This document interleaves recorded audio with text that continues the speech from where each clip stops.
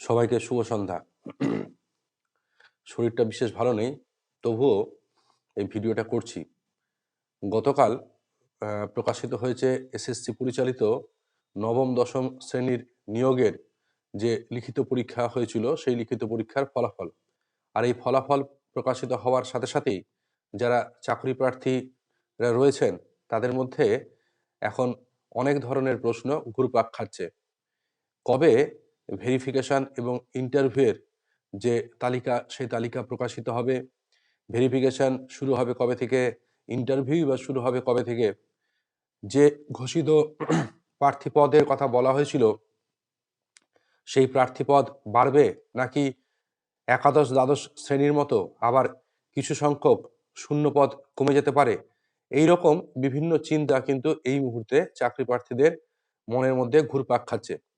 তো তাদের সেই চিন্তা থেকে মুক্ত করার জন্য বা যেটুকুনি খবর পেয়েছি বিভিন্ন জায়গা থেকে, তো সেগুলোই আজকের এই ভিডিওতে জানাবো। তো এই ভিডিওর শুরু থেকে শেষ পর্যন্ত অবশ্যই সাথে থাকবেন এবং শারীরিক অসুস্থতার জন্য ভিডিওটার একটু হয়তো কথাবার্তা বুঝতে অসুবিধা হতে পারে, তার জন্য মার্জনা করবেন। যেটুকুনি খবর পাওয়া যাচ্ছে তাতে হলো শিক্ষা দপ্তর সূত্রের খবর যে আগামী ৩-৪ দিনের মধ্যেই যে শূন্যপদ, অর্থাৎ অ্যাকচুয়াল যে শূন্যপদে নিয়োগ হবে সেই শূন্যপদের তালিকা তৈরি করে সেটা এসএসসির কাছে পাঠিয়ে দেওয়া হবে এবং তারপরই জানা যাবে যে প্রকৃত শূন্যপদ কবে মানে কত হচ্ছে। এবং সেই শূন্যপদের তালিকা পাওয়া গেলে পরে ৪ঠা ডিসেম্বরের পর থেকেই ভেরিফিকেশন প্রক্রিয়া শুরু হবে নবম দশম শ্রেণীর শিক্ষক নিয়োগের ক্ষেত্রে, এমনটাই কিন্তু কমিশনের থেকে খবর পাওয়া যাচ্ছে। তার কারণ আপনারা সকলেই জানেন যে ৪ঠা ডিসেম্বর পর্যন্ত কিন্তু একাদশ দ্বাদশের যে ইন্টারভিউ প্রক্রিয়া সেই ইন্টারভিউ প্রক্রিয়ার কাজ রয়েছে এবং ভেরিফিকেশন এবং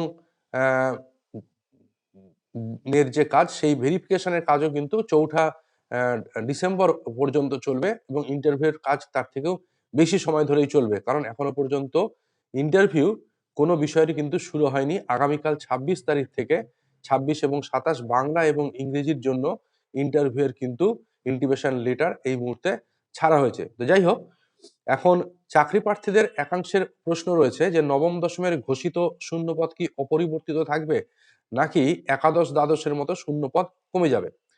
তো শিক্ষা দপ্তর সূত্রের খবর যে নবম দশমের শিক্ষক নিয়োগের শূন্যপদ খুব বেশি কমার সম্ভাবনা নেই, কারণ শিক্ষা দপ্তরের একজন কর্তা জানিয়েছেন নতুন নিয়োগের তোড়জোড় চলছে, পাশাপাশি ২০১৬ সালের যারা চাকরিহারা ছিলেন তাদেরকে ফেরানো হচ্ছে পুরনো চাকরিতে।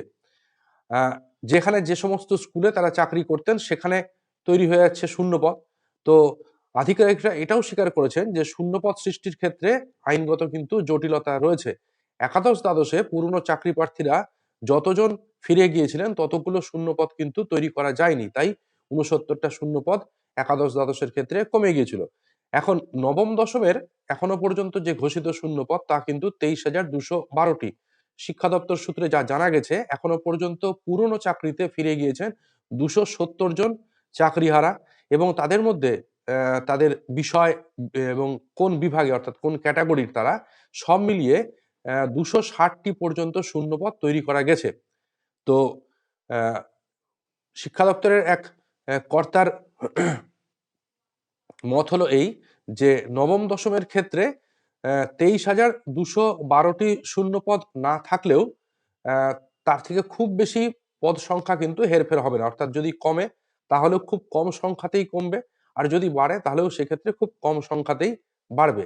কিন্তু ইতিমধ্যে যারা যোগ্য চাকরিহারা শিক্ষক তারা কিন্তু দাবি তুলতে শুরু করেছেন যে দ্রুততার সাথে ইন্টারভিউ প্রক্রিয়া যেন শুরু করা হয়ে থাকে। কিন্তু এসএসসি সূত্রে যেটুকুনি জানা যাচ্ছে সেটি হলো এই যে এখনো পর্যন্ত একাদশ দ্বাদশ শ্রেণীর ৩৫টি বিষয়ের নথি কিন্তু সম্পূর্ণভাবে তার নথি যাচাইকরণ প্রক্রিয়া কিন্তু শুরু হয়নি এবং যেমনটা একটু আগেই বলেছি যে এসএসসির আঞ্চলিক অফিসগুলিতে আপনারা সকলেই জানেন যে ইন্টারভিউ প্রক্রিয়া হবে, কিন্তু সেই ইন্টারভিউ প্রক্রিয়া কিন্তু এখনো শুরু হয়নি, আগামীকাল থেকে শুরু হচ্ছে। এবং এর পাশাপাশি গ্রুপ সি গ্রুপ ডির নিয়োগের আবেদনও চলছে। তো এই সব মিলিয়ে এখনই যদি নবম দশমের 11টি বিষয়ের নথি যাচাই করতে যাওয়া হয় বা করতে শুরু করা হয়, সেটা কিন্তু এসএসসির পক্ষে যথেষ্টই কষ্টকর। সেক্ষেত্রে কিন্তু নবম দশমের যে ভেরিফিকেশন প্রক্রিয়া, সেই ভেরিফিকেশন প্রক্রিয়া কিন্তু যতক্ষণ পর্যন্ত একাদশ দ্বাদশের ভেরিফিকেশন প্রক্রিয়া শেষ না হচ্ছে, অর্থাৎ চৌঠা ডিসেম্বর পর্যন্ত, তার আগে শুরু করার সম্ভাবনা প্রায় নেই বললেই চলে। তবে তার আগে অবশ্যই অন্তত দিন ৪-৫ আগে কারা কারা ভেরিফিকেশন প্রক্রিয়ায় ডাক পাচ্ছেন, তো সেই তালিকা কিন্তু কমিশনের তরফ থেকে ঘোষণা করে দেওয়া হবে। সুপ্রিম কোর্টের গাইডলাইন অনুযায়ী ৩১শে ডিসেম্বরের মধ্যে নিয়োগ প্রক্রিয়া এসএসসি কে সম্পন্ন করতে হবে। আর এর মধ্যে যদি নিয়োগ প্রক্রিয়া সম্পন্ন করা না যায়, তাহলে যে সকল যোগ্য শিক্ষক শিক্ষিকারা তারা এখনো পর্যন্ত স্কুলে রয়েছেন, তাদের কিন্তু চাকরি থাকবে না।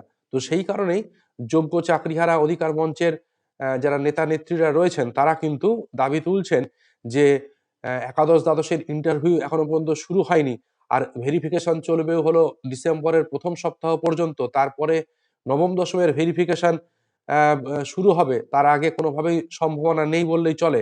তো সেক্ষেত্রে যারা মানে যোগ্য চাকরিহারা শিক্ষকরা রয়েছেন, তারা যথেষ্ট আতঙ্কের মধ্যে রয়েছেন যে ৩১শে ডিসেম্বরের মধ্যে কমিশন এই প্রক্রিয়া শেষ করতে পারবে কিনা।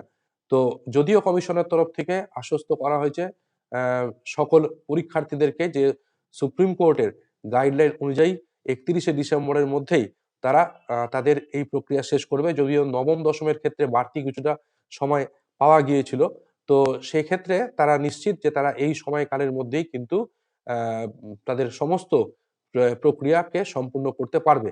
কাজেই মোদ্দা বিষয় যেটা গিয়ে দাঁড়ালো, সেটা হলো এই যে নবম দশমের যে ভেরিফিকেশন প্রক্রিয়া এবং তার পরবর্তীতে ইন্টারভিউ, তো সেই প্রক্রিয়া শুরু হওয়ার কিন্তু ৪ তারিখের আগে, অর্থাৎ ডিসেম্বরের ৪ তারিখের আগে সেই প্রক্রিয়া শুরু হচ্ছে না বললেই চলে।